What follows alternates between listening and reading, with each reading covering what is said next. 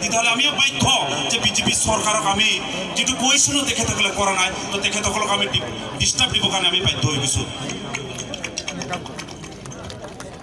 Hello तो हमने के ई जगह के थोड़ा खाली करे खातिर मैं अनुरोध जना थी हमने के आंचलिक समिति के सम्मानीय विषय भव्य सबके मैं अनुरोध जना थी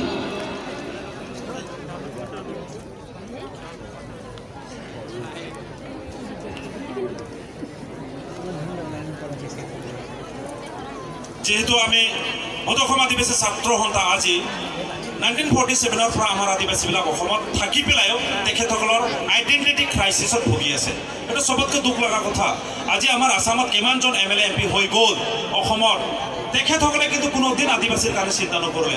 এই অসমত থকা ওৰাং মণ্ডা সাঁওতাল খাৰিয়া উৰিয়া চাওৰা গড় পাৰ্জা বিলাকৰ কথা কিন্তু কোনোদিন চিন্তা নকৰিলে।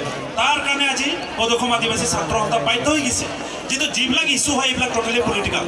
এই পলিটিক্যাল ইস্যু হোৱাৰ স্বাৰ্থত আজি অদখম আদিবাসী ছাত্ৰ সন্থাই পলিটিক্যালত নামিবৰ কাৰণে আমি বাধ্য হৈ গৈছো। আজি পলিটিক্সত আমি হাত দিবৰ কাৰণে আজি মানে বাধ্য হৈ পেলাই আজি আমি নামি গৈছো। এইটোৰ কাৰণে আমি গোটাই অসমত আদিবাসী হুংকাৰ এইটো কৰিবৰ কাৰণে আমি বাধ্য হৈছো আৰু আদিবাসীবিলাকক আমি জাগৃত কৰি আছো। যদি আদিবাসী যদি জীয়াই থাকিব লাগিব তেতিয়াহ'লে পলিটিক্যালি আলাৰ্ট হ'ব লাগিব, পলিটিক্যালি আৱেৰনেছ হ'ব লাগিব, পলিটিক্যালি আমি সজাগতা হৈ থাকিব লাগিব।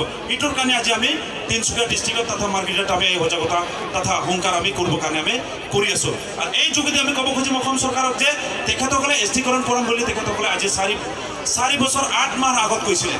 আজি 4 বছৰ 8 মাহ পাৰ হৈ গ'ল তেখেতসকলে কিন্তু এছটিৰ কাম একো কৰা নাই। মাত্ৰ কয় বিজেপি চৰকাৰ যে আমি কাম কৰি দিছো। যদি কামেই কৰি দিছে তেতিয়াহ'লে ডিক্লেয়াৰ কৰিবৰ কাৰণে তেখেতসকলে কিয় ভয় কৰি আছে? তেখেতসকলে অন্য জনগোষ্ঠীবিলাকক বহুত বস্তু দিলে। আজি অট'নমাছ কাউন্সিল মৰাণ মটক কোচ ৰাজবংশীবিলাকক দিলে। আমি একো কোৱা নাই, একো বিয়া পোৱা নাই।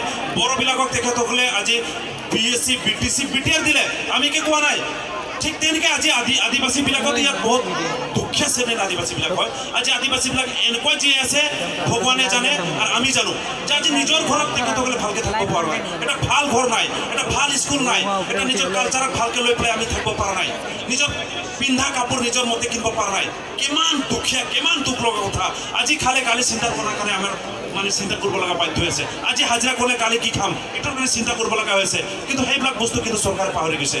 তাৰ কাৰণে আজি অদখম আদিবাসী ছাত্ৰ সন্থা বাধ্য প্লাছ আমি এইটো কৰিমে, পাৰিম নৰিম বেলেগ কথা, কিন্তু বিজেপি চৰকাৰক আমি হিলাই দিবৰ কাৰণে বা বিজেপি চৰকাৰক এটা শিক্ষা দিবৰ কাৰণে আমি ওলাই আছো। তাত কিন্তু বহুত জাতি জনগোষ্ঠীয়ে কিন্তু আমাক সহায় কৰিব, এইটো আমাৰ আত্মবিশ্বাস। কাৰণ তেখেতসকলে গম পায় যে আদিবাসী সঁচাকৈ এটা দুখীয়া জাতি হয় আৰু তেখেতসকলক আজি পলিটিক্যালি একো পোৱা নাই বা পলিটিক্যালি আমাক মাৰ্ডাৰ কৰাৰ নিচিনা হৈ আছে। এইটো কিন্তু একদম স্পষ্ট আজি অসমৰ পলিটিক্সত। এইটোৰ কাৰণে আমি ক'ব খুজি আছো অদখম আদিবাসী ছাত্ৰ সন্থা যে আদিবাসী যদি বাচিব লাগে তেতিয়াহ'লে 1 নম্বৰত আদিবাসীবিলাকে এছটি পাব লাগিব। 2 নম্বৰত আজি আদিবাসীবিলাকে যিহেতু জাল জাঙাল জামিন লগত জড়িত হোৱা জাতি হয়, এইটোৰ কাৰণে মাটিৰ পাট্টা তথা মাটি বাচিবৰ কাৰণে কমচে কম 1886 চেপ্টাৰ 10 এই এক্ট এইটো ইমপ্লিমেণ্টটো বাহাল থাকিব লাগে। কমচে কম এই 6 শিডিউলত আমাৰ আদিবাসীবিলাকে এটা অথৰিটি পাব লাগে যাতে আমাৰ মাটি সুৰক্ষিত হওক। কনষ্টিটিউচনেলি আমাৰ মানে একো প্ৰটেকশ্যন নাই। আজি প্ৰটেকশ্যনে নাই তেতিয়াহ'লে অসমত আমাৰ মানুহ কেনেকৈ কাম কাজ কৰিব, কেনেকৈ পঢ়িব, কেনেকৈ চাকৰি পাব? এইটো চবতকৈ দুখ লগা কথা। এইটোৰ কাৰণে আজি অদখম আদিবাসী ছাত্ৰ সন্থা নিজাববীয়াকৈ আমি কাম কৰি গৈ আছো আৰু কৰিম। আর ইয়াতকৈ জঙ্গি आंदोलन करने का আমি বাধ্য হয়ে যাব। তার দায় কিন্তু অসম সরকার হব তথা বিজেপি সরকার হব। आगे भी बोल रही যে কাকো ভলান্টিয়ার के दायित्व देवा নাই रही प्रत्येक जन निजर संगे आनल निजर माँ बहिन निजर भाई दादा